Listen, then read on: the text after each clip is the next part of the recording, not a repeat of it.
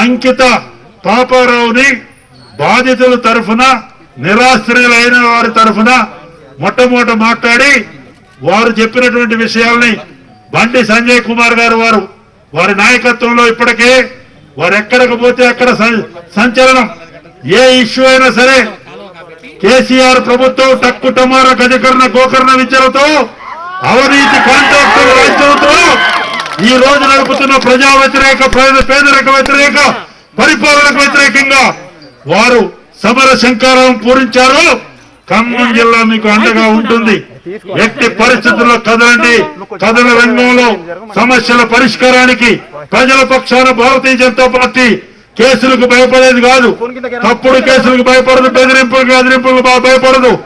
నాకు తెలుసు మీ యొక్క ఇక్కడ స్థానికంగా ఎవరెవరు బెదిరిస్తున్నారో అధ్యక్షుల వారి దృష్టికి వాస్తవ పరిస్థితి తెలియజేయండి.